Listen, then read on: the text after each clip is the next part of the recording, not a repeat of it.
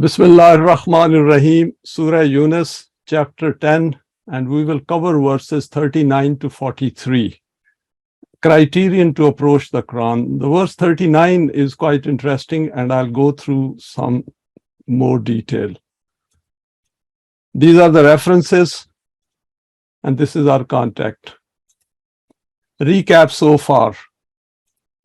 Through the Quran, we acquire knowledge of the system of Deen and its finer details which aid in understanding Rububiyyat and the universe. Wahi was sent to mankind through the medium of the messengers of Allah, all of whom were human beings.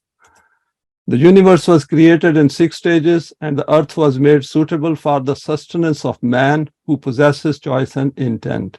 The law of requital was put in place so that each and every deed of man manifests its outcome. So what we covered was that there is a specific, very precise purpose of human creation, and that is the way we should look at our own creation and the creation of the universe around us. Time was created through the alternation of day and night to make man aware of his finite physical existence in this world. Mankind is one brotherhood, and the aim of the Quran is to bring all of humanity together after removing their differences. And this bringing together has to be through human efforts. It's not going to happen automatically. While treading on the path of Deen, results take time to manifest their outcomes. Hence, there is a need to remain steadfast and display patience. This is very important because if we lose patience, then we harm ourselves because we give up our aim and go astray. Eimaan and solid deeds have a higher scale in terms of contributing to the development of the human self. Humans need Quranic guidance as only Allah can provide this guidance. We have gone through this aspect a number of times that there is no guidance built within us. So we need external guidance, and the Quran provides precisely that guidance because it is coming from Allah. As we covered in our last presentation, that Quran is not a product of human intellect. The Quran is al-Haq. Humans always follow Zan without the guidance of Allah's book. The Quran cannot be the product of the human intellect, as the human mind cannot make decisions without introducing its own emotive and intellectual bias. This is an important point through which we went through it last time, but just to re-emphasize that whatever we do without the guidance of the Quran, we will see that there will be a shade of our own emotions, intellect, and our own desires. Without the Quran, human beings function on relative values, while the Quran defines the framework of Deen as a system within the permanent values. Now let us look at the first verse for our today's presentation, 1039, 3 ways to approach the Quran. Bal kazzabu bima lam yuhitu bi ilmihi wa lamma yatihim tawiluhu kazalika kazzabal lazina min qablihim fanzur kaifa kana aqibatu zalimin. It is not that these people have reached this conclusion after knowledge and insight that the Quran is not from Allah. The fact is this, that they do not adopt the correct technique in order to comprehend the truth of the Quran and to evaluate it. If you remember, the verse before that was saying that, can you produce something like the Quran? In order to understand the Quran, the technique is this, that the level of human knowledge should be so high that it can encompass its realities, or the Quran presents a practical system whose physical outcomes become the proof of the claims of its own truth, of its truth. For this, it is necessary that man should wait for this, that system becomes shaped and its outcomes appear before us. Because for any system to evolve and then get established through human hands, it has to go through certain stages. It has a transitionary phase before it achieves the ultimate shape. If someone does not wish to do this, then at least he should study the historical evidences and then see that the nations which falsified these principles and adopted rebelliousness, what was their end. So Quran presents history as a proof that how human beings behaved in the past, and we should look at that and see that what values they followed which resulted in their demise. Now, neither the state of their knowledge is so high, nor do they try to raise it, nor do they wait for this, that the results of its system should appear before them so that they could evaluate it. They just keep denying it and do not bother to see this much, that the people who adopted such a path before them, what was their end? Meaning of the root zulm. The fundamental meaning is to interfere in the ownership of another person exceeding the limit. It also means reduce something. It also means to not leave something at the particular place where it is meant to be, whether by decreasing or increasing it, or by not moving it away at the correct time and from its original place. It's a very powerful word which has a lot of negative connotations. Ibn Faris has stated that it means darkness, displacing something by exceeding the limit. I've noted down some applications here: snatching something away from someone by force, those people who suppress others' rights. From this aspect, Zalim is the one who diminishes the rights of humanity, does not pay dues to others. When land is dug at a place where it should not have been dug. The disappearance of light, i.e., where there should be light, there is no light. And this is another very important point, that where there should be education for the children, and if we do not provide education to those children across the world, then that is zulm.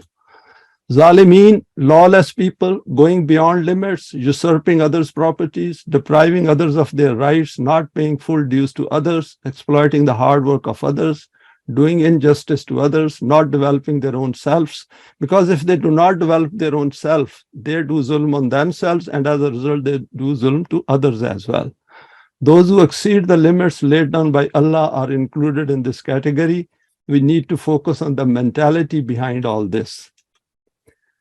Now, some further points. The rights are those which are defined by the Quran. The opposite of zulm is also hasna. Husn is the name for best proportion and balance. Nur has also appeared as opposite of zulmat. Nur is used in the singular form, while zulmat is in the plural form, meaning darknesses are numerous. Wherever there is zulm in the world, whatever its form may be, elimination of this zulm and replacing it with the system of adl and ihsan is the aim of the teaching of the Quran. That is, this should be the aim of mu'mineen who have come to the Quran and want to follow its path. Now, over here, what I've done is I have gone over the verse 14:1, which we have covered previously, and over here there is a mention of Nur and Zulmat. What are the darknesses of human life? All those are darknesses which cause problems in our world individually and collectively. At a fundamental level, these create fear and grief, and as pointed out by the Quran, this leads to the shedding of blood and creates imbalances. An imbalanced society can never free itself from fear and grief, and we can see fear and huzn all over the world. It is so thick that one can feel it. This means wherever there are problems created by the human intellect, we need to look at the darkness operating behind this decision making. We should then refer to the Quran and see what does Allah state about this. We will witness that there will always be an answer provided about these human failings by the Quran. And this is amazing in the Quran. If we are looking for the solutions to human problems which human psyche has created around us, we will start seeing all those aspects in the Quran. The Quran will never fail us if we approach it with an open mind, genuinely looking for an answer. One darkness is that we live life without fully appreciating the existence and functioning of the law of requital.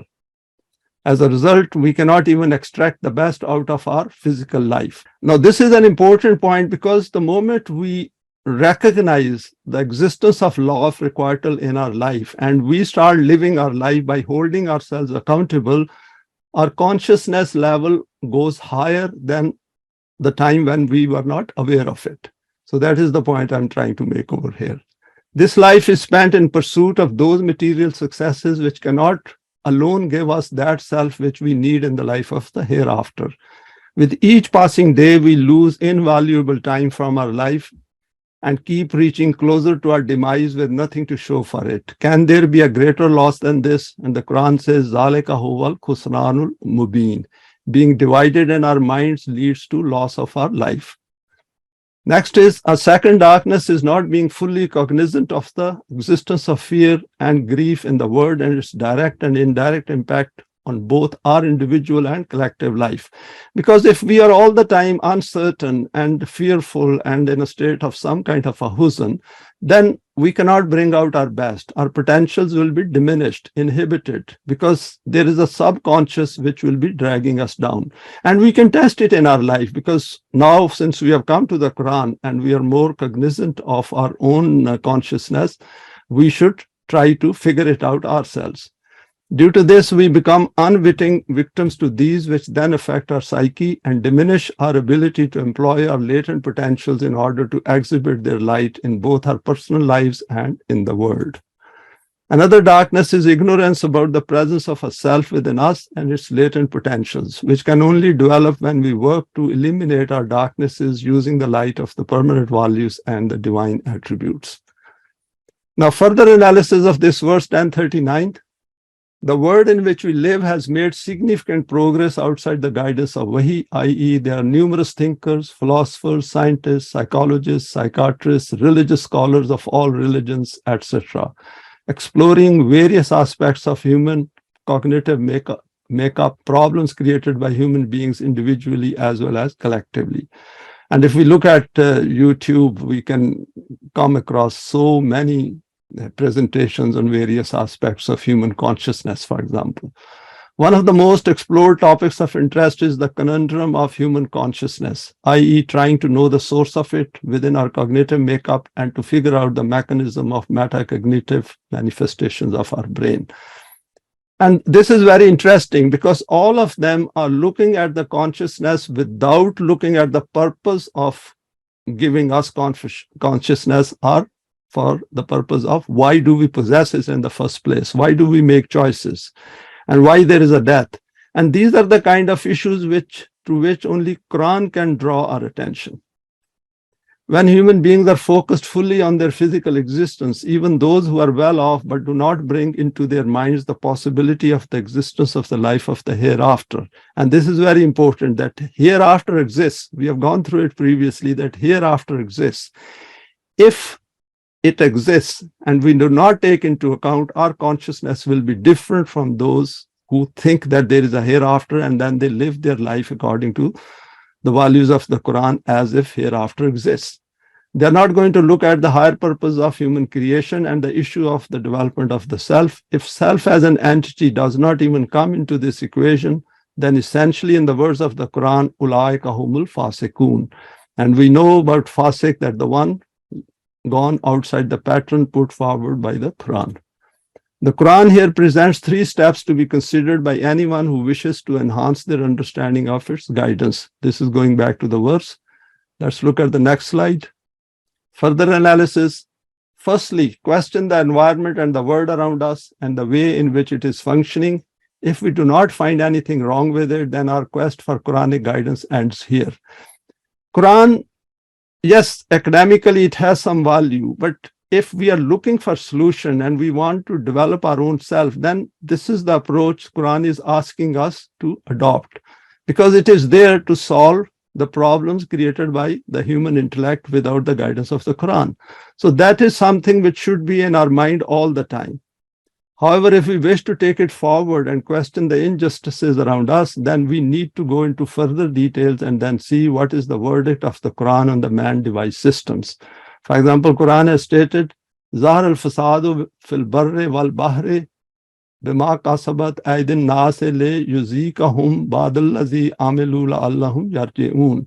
That the trouble, the problems around in the human world created by the human intellect, we are supposed to not only find out the evidence, then we should look at it, that why these problems are created in the first place. This sums up our word in 2022. When we say man-device systems, we need to look at the functioning of the world in every respect. For example, the capitalist system in its every form and garb, the socialist, communist system, the religious systems which have total rule over human cognitive potentials. I added this religious systems because these also exist through the human thinking process, because these may not have a land as such unless there is a theocracy and some piece of land. But these have influence on billions of people across the globe, driven by fear of hell and the fear of God, which they have created their own. And we know that through the Quran, this fear of hell and fear of Allah disappears. Because once we know the reality and we know our responsibility and we know that everything is in our hand, then we become fearless, because then we know all the laws which are governing human conduct on this planet. And this aspect will be covered in our next presentation in more detail. God is assumed to behave like a tyrant in the world. An unbiased intellectual pursuit of haqq will reveal the Quranic guidance to us, and we will see the details of its deen. Secondly, the Quran invites us to follow the path after accepting its guidance.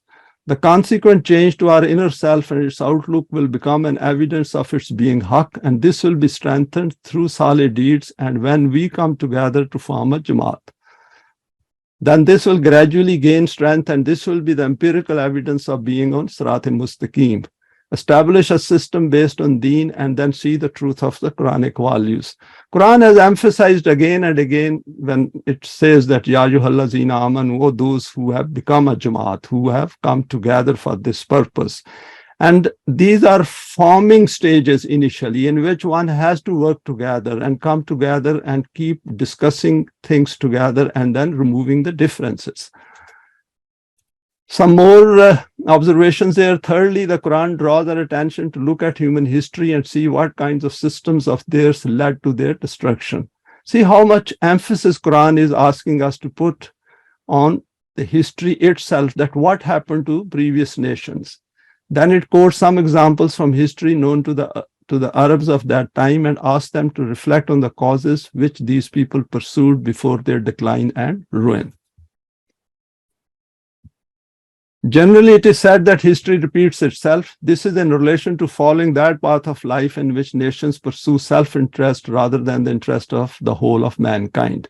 The law applicable here is, as noted in Surah Rad, وَأَمَّا مَا يَنْفَعُ النَّاسَ فَيَمْكُثُ فِي الْأَرْضِ, that if we make an effort, then what is good for mankind, that remains on earth, meaning that if we make efforts in this direction, then results are bound to come. For the benefit of mu'mineen, the Quran has asked us to become conscious of this fact that وَإِن تَتَوَلُّوا يَسْتَبْدِلْ قَوْمًا غَيْرَكُمْ ثُمَّ لَا يَكُونُوا أَمْثَالُكُمْ. And it's very interesting that at that time in the state of Medina, these warnings were issued to Muslims. And of course, these are for all those who are going to come after that, after the day of judgment. If you turn back, he will replace you with another people, then they will not be like you. Replacement could be worse or better. So this is important for us to understand that replacement could be worst. If we create hell, then out of hell, worse people will come on the top. And then, of course, we will suffer more. So option of sitting and doing nothing is really not an option for those who come to the Quran. So they need to go through the procedure which Quran has given to us so that they can come together and remove their differences in the first stage. Depending upon the character of this nation, for this we need to look at history and the kind of people who replaced Muslims and non-Muslims in the world. Now, over here I've drawn a simple schematic to sum up these 3 points. Now, these points are not to be taken individually, these should be taken together. All 3 could be addressed at the same time, and we can pick them up and understand them together. First is man-devised world. If we are dissatisfied and looking for direction, then we should look for this. Know as much as possible about the world which is created solely by human intellect. Then compare and contrast with the system of deen using rational approach and reasoning. Analyze the truths in the Quran and question, can human intellect think like this? Can human intellect create world without fear and huzn?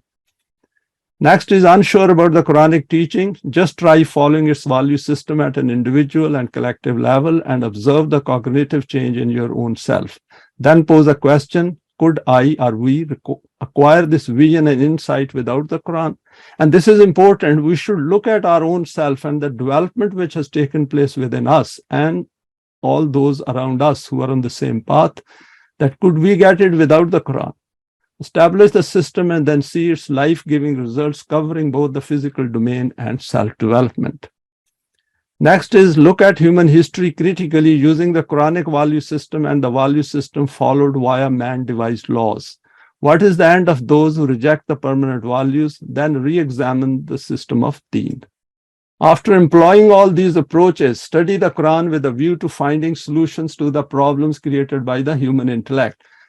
So Quran is not saying that there is an end point on this struggle. There is no end point, because life of a moment is an eternal life. So at a self level, this life goes on beyond death. So we should stop looking for any end point in physical terms. And that is an important message from the Quran. The first point noted over here is ultimate reality of the purpose of human creation can only be one. Until our own perceived reality understands this as explained in the Quran, we cannot create a self which can come to grips with the system of deen. The Quran details all the constituents of the whole reality of human existence, his eminence, and the purpose of his life.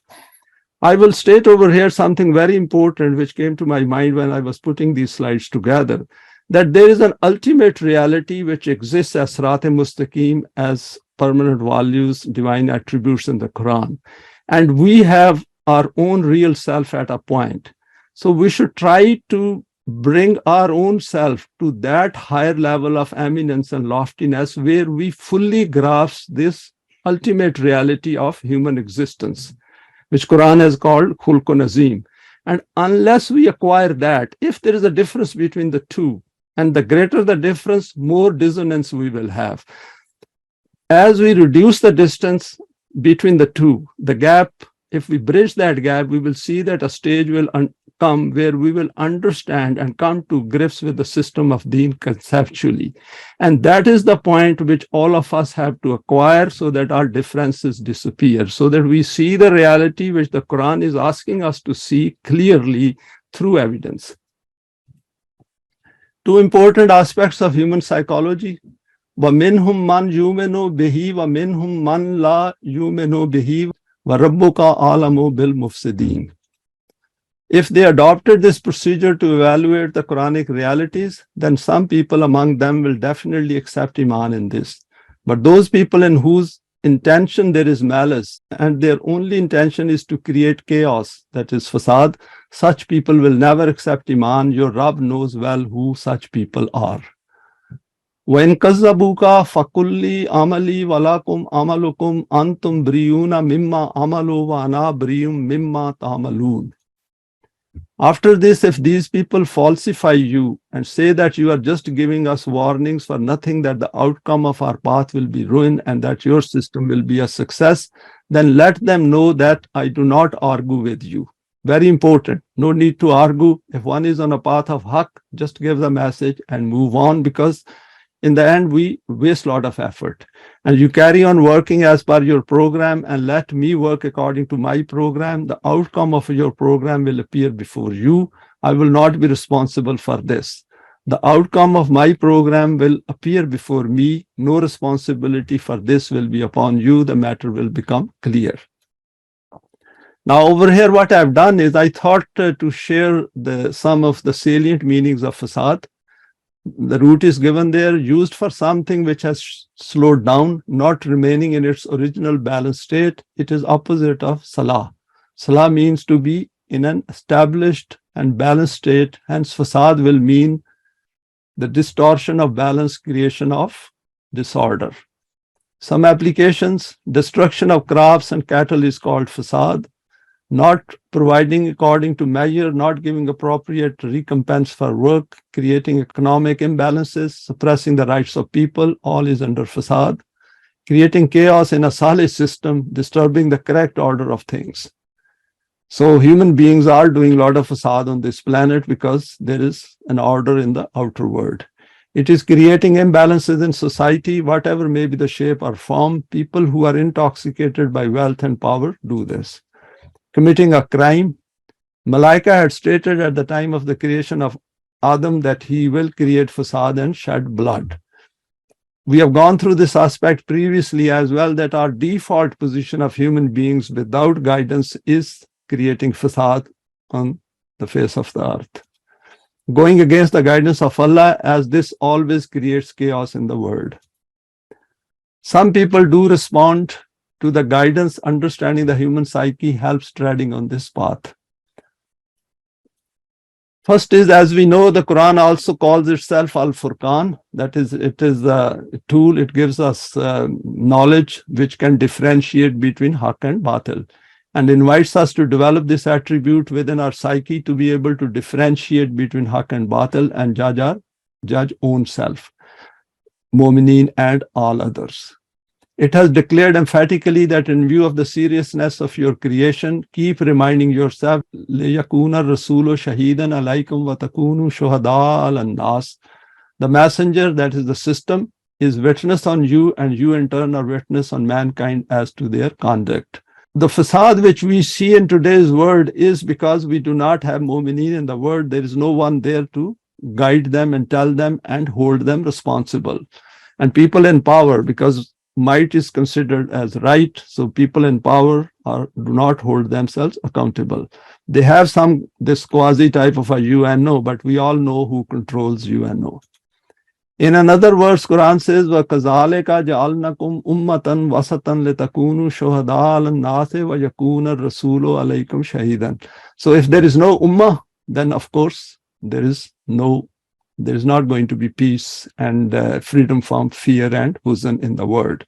Thus made you an ummah with balance, so that you can be a witness on mankind and the messenger a witness on you. Structure of Deen Islam is defined here. So one should keep it in mind that judging each other is part of human makeup.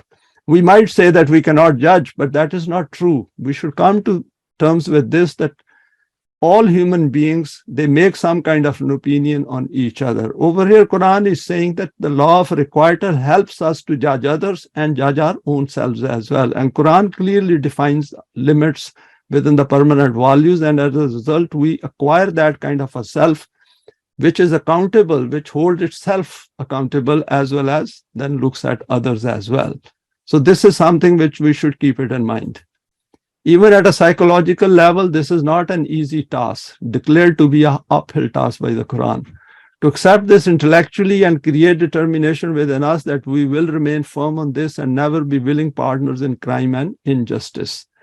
Developing an extremely high level of discernment within ourselves that the world will not change unless we change in the light of the Quran, and striving hard on this path together to establish the system of Deen, with absolute conviction based on evidence that human misery will never end until this system takes birth and becomes established.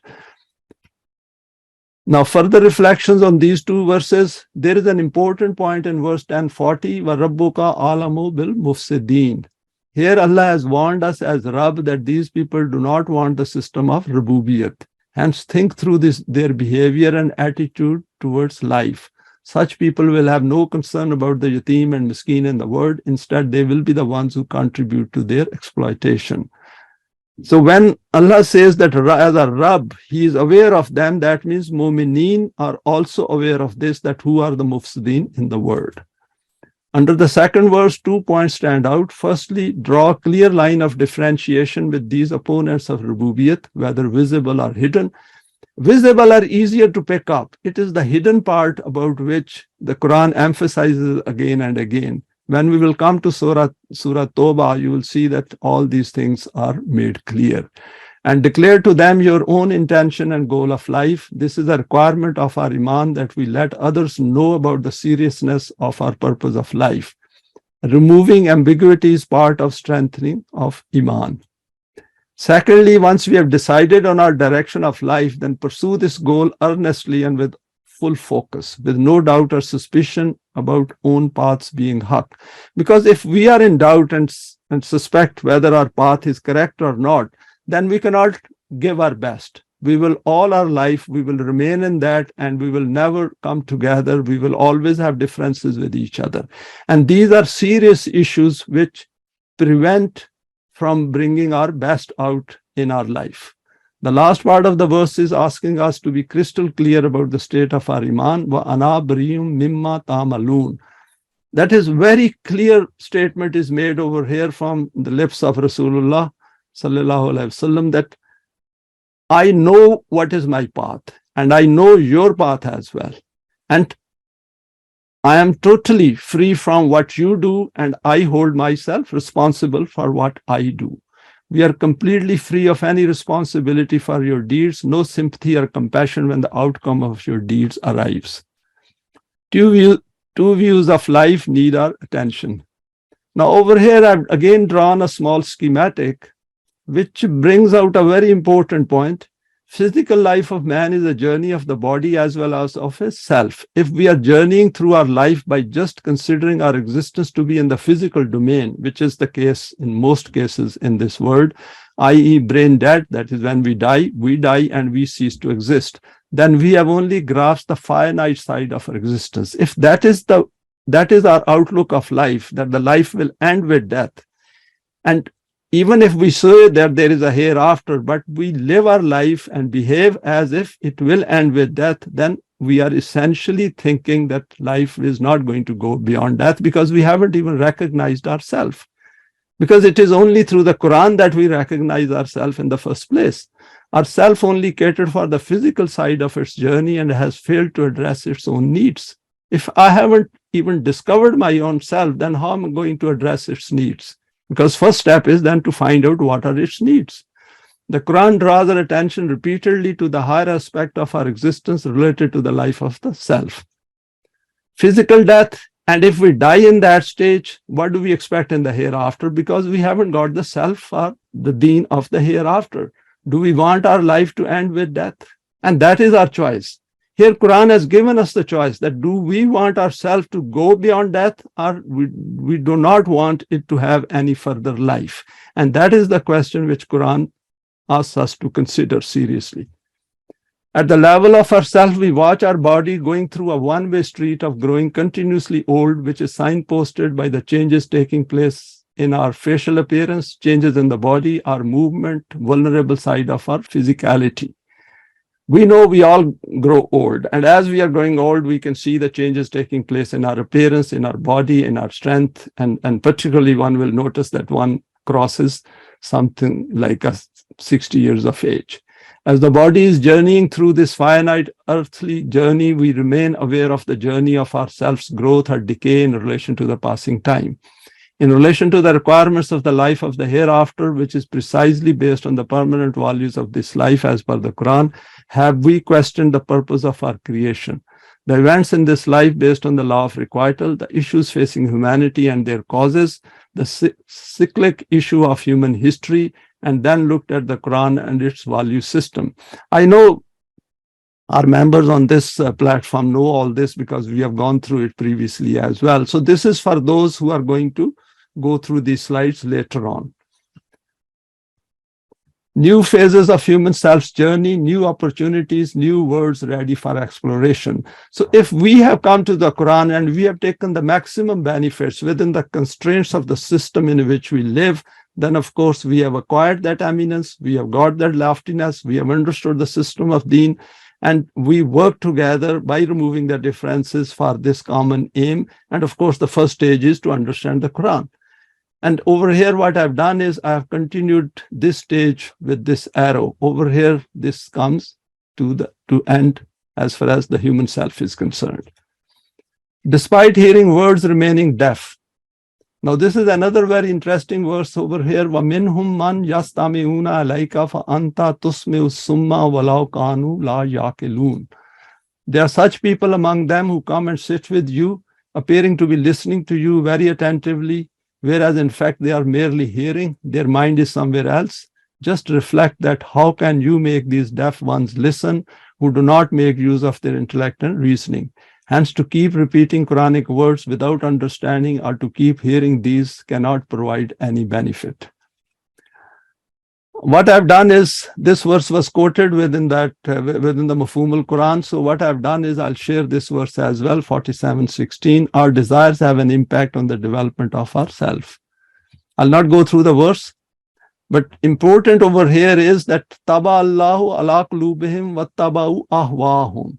That since they are following their base desires, as a result, their hearts become sealed. Among these opponents, such people also are present who come and sit in your meeting, and it appears that they are listening to your explications. But when they leave the meetings, they acquire from those people who have some understanding of the book of Allah. What did he say just now? That is the messenger of Allah. Obviously, they were not listening. It is not that these things of the Quran do not fall into their comprehension. Instead, they do not wish to listen to the Quran and do not wish to follow it. They merely obey their vested interests and desires, and these are the barriers. And this is what we have to guard against, that what is stopping us from coming to the Quran, or if we have come to the Quran, not looking at the solution to the problems created by the human intellect. And those people who reach this state, their condition becomes such that their potential to reason and reflect disappears. Life is about making choices.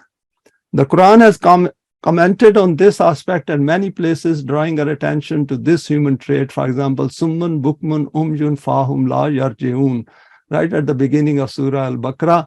And another verse Quran says, Summun Bukmun Umyun Fahum La Yaqilun, that these people are deaf and dumb and also blind. And they are not literally deaf, dumb, and blind. But Quran over here says that they are not listening to the message of the Quran. This is not a physical ailment, but are issues of the human psyche, i.e. becoming deaf, dumb, and blind due to lack of application of intellect and reasoning. Why do people do it? There is more than one reason for this. People follow their beliefs because these define their sense of being. Because if something is defining me before coming to the Quran and I'm not willing to give up that sense of identity, then how I'm going to acquire the sense of identity which Quran is asking me to acquire? And that is the problem people have. And I also experience it. And we have to give up our own sense of identity, which was non-Quranic, and then acquire a new identity. These beliefs are never questioned and never analyzed in terms of their influence on the human psyche. And these two cannot be mixed as well. And that is what La ilaha illallah means, that we have to give up all our previous gods before coming to Allah. These become so embedded in the human self that despite the presenting evidence of their being wrong, these people are unwilling to give these up.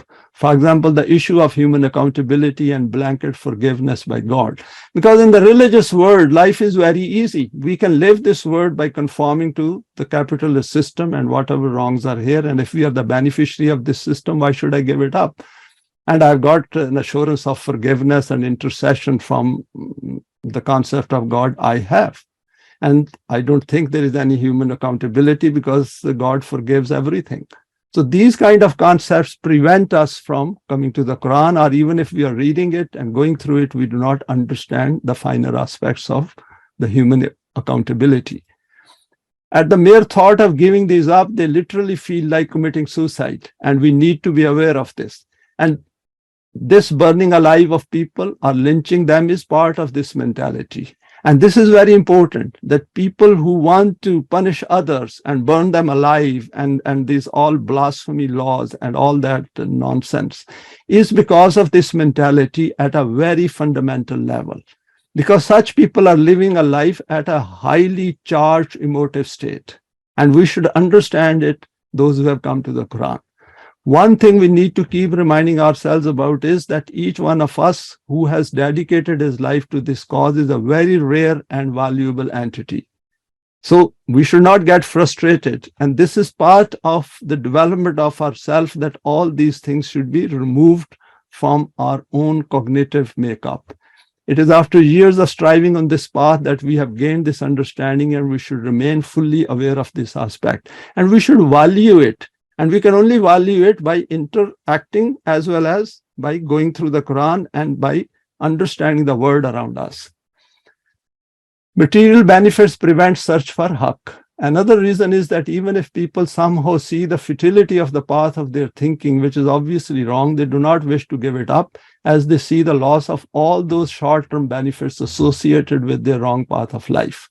They do not see any benefit in changing their outlook because they do not see any direct link with the system of Deen. Hence, why should they venture on this so-called Sirat-e-Mustaqim? A lot of time if we ask the people, and I have done that, and they say, why should I be the one to start it? Yes, you become successful, then we will come and join you. For this, they satisfy themselves with all kinds of false interpretations. That is ahadith, and Bible is the biggest set of ahadith which was put together a couple of thousand years ago. provide route to fulfilling every kind of false presumption in life. This can be evaluated with a little effort so that we do not become deceived by them and waste valuable time of our life on this path. We need to remember that such people's self has zero weight in the balance of Allah. Connected with this is another issue of understanding the state of the world in which we live. If people do not feel any need to change, despite complaining about the evils and wrongs of the world around them, it means they do not wish to be part of the striving required to change the system, i.e. no interest in the Quran and its deen. So a lot of time people complain about these things and they are at a very superficial emotive level and they forget about it. But once they are asked to do something, are asked to come to the Quran and discuss it and work for getting Allah's help, then they say no, they put their hands up and move away. 1043, being aware of the psyche of others is part of developing ourself. وَمِنْهُمْ مَنْ يَنْظُرُ عَلَيْكَ أَفَأَنْتَ تَهْدِي الْأُمْيَ وَلَوْ كَانُوا لَا يُبْصِرُونَ. And there too are those who come and sit in your congregation and keep staring at you as if they are fully attentive. But they are only looking at you, their mind is somewhere else. Just reflect, how can you show the path to such blind people who do not make use of their intellect and reasoning? Over here, another aspect is added, that is, they are looking at you. Previously, they said they are listening to you, but they are not listening. The real deafness and dumbness of the human self, we'll look at this verse. وَإِن تَدْعُوهُمْ إِلَىٰ هُدَايَ لَا يَسْمَعُوا وَتَرَاهُمْ يَنْظُرُونَ عَلَيْكَ وَهُمْ لَا يُبْصِرُونَ. But the state of their blind beliefs is such that despite such perspicuous reasoning, if you invite them to the straight path, they will never listen to you. You will witness that they will be looking towards you, but in fact, they are not looking. Their eyes are apparently towards you, but their hearts are somewhere else. Now, difference between Nazr and Basr.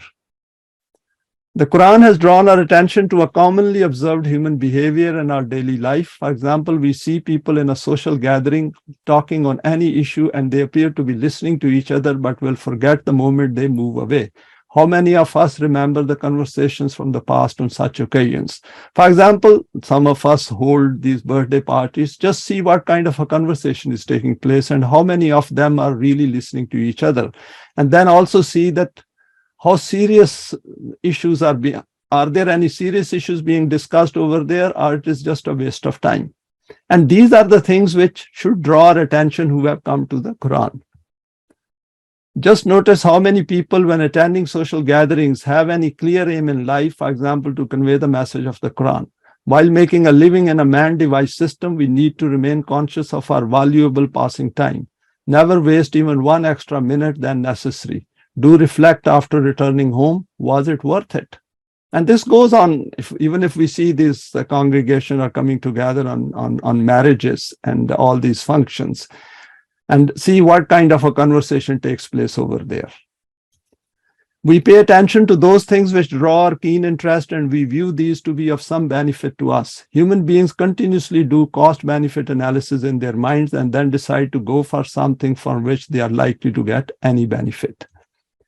Another point of interest is the difference between Nazr and Basr. Though the translation of both is seeing, there is a very refined difference between the two. Nazr is when we see, but mind is somewhere else.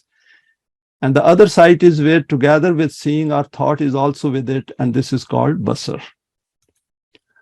Now, finally, what this slide I'm going to show is what is willful blindness. This was actually a lecture by a cardiologist, Asim Malhotra, and he mentioned these 4 points. Of course, he mentioned in a different context, but I thought those were important. So what I've done is I put down some explanation of these. Turning a blind eye to clear facts. Why do humans do this? First is they feel safe in doing this, do not wish to rock the boat, comply with the system in place, and thus support its injustices. In Quranic terms, they become complicit in its crimes. And this is important. A lot of times we become part of the system despite knowing that something is not adding up. There are problems over here, but we still do it for immediate benefits rather than looking at it in a longer term. And hereafter, of course, never comes into people's mind. They wish to avoid conflict, short-term benefit over long-term loss. they reduce their anxiety, because if they stand up, they challenge it. They say, wait a minute, you are doing wrong. I don't like it. But if they conform and keep quiet, then it will reduce their anxiety. It will not, they don't have to challenge it. This is an interesting side of human psyche. Of course, standing up for truth is considered to be a value with most people, but why should I stand up for truth is the norm. For example, most Muslims accept that Rasulullah sallallahu alaihi wasallam did not belong to any sect. I will say again, for example, most Muslims accept that Rasulullah sallallahu alaihi wasallam did not belong to any sect, and it is a fact. He was just a mu'min and a Muslim as defined by the Quran. But all these Muslims do not wish to leave their respective sects. And I've done it. I've talked to many, and even on forums questioned them, but none of them is willing to leave their own sect and then proclaim, say, I have left my sect. I'm just a mu'min and a Muslim, just like Rasulullah. They wish to protect their self-defined prestige. The system of Batil has given some higher status, respect, fame, etc. By remaining quiet and ignoring Haqq, I can continue to have this hard-earned prestige. Why should I lose it? In all these aspects, the life of the hereafter, the issues of poverty, exploitation, slavery, injustices, the higher purpose of life, etc., if these ever emerge as a thought, then this willful blindness will make these issues disappear. All kinds of self-justifications will surface in human hearts and minds and replace with the benefits of the man-devised systems. This continues till these human beings die. And Quran says, Al-Haakumut Takasur Hatta Zurtumul Makabira, that you, in the pursuit of physical benefits of this life, you forget the higher purpose of life, you forget the needs of yourself, and what happens is there is nothing in the hereafter. Whole families, institutions, nations, world become willfully blind, and this is the state of planet Earth in 2022. And with that, I come to the end. Thanks for your time and for sharing this today. And feel free to please share it with your contacts. You may like to subscribe for future talks related to the Quranic system of Deen.